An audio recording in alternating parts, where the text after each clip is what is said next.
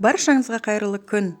Бүгін сіздермен бірге өте дамды, жасалу оңай, таңғы асқа оладьи жасайтын боламыз. Менің каналыма тіркеліп, лайк қойып, қоңырауды басуды ұмытпаңыздар. Қолдау көрсеткендеріңізге рахмет. Ең алдымен бізге айран керек. Айранға бір жұмыртқаны салып, оған 2 ас қасық құмшекерімізді саламыз. Тұзды қосып, жақсылап бір келкі масса шыққанша араластырып аламыз. Жақсылап араластырып болғаннан кейін оның үстіне ұнымызды саламыз және де қопсытқышты қосуды ұмытпаңыздар. Бір келкі масса болғанша барлығын жақсылап араластырып аламыз.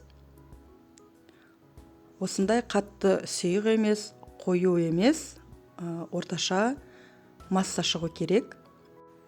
Баяу отта табаға 1 ас қасықтан оладьимізді салып, екі жағы қызарғанша пісіріп аламыз. Отымыз баяу болу керек, себебі қатты отта ортасы піспей, жан жағы қызарып кетуі мүмкін. Кішкене бетінде түйіршіктер пайда болған кезде осылай ауыстырып, екі жағын пісіріп алатын боламыз. Таңғы асқа керемет, өте дамды болып шығатын оладьиді отбасыларыңызға дайындауға кеңес беремін. Өте жұмсақ, ортасы пісіп, әдемі болып шығады. Мен әр оладьиді пісіріп алғаннан кейін кішкене 1 ас қасықтай сұйық май құйып отырдым. Барлығын осылай пісіріп алып, қаймақпен, балмен ұсынсаңыздар болады.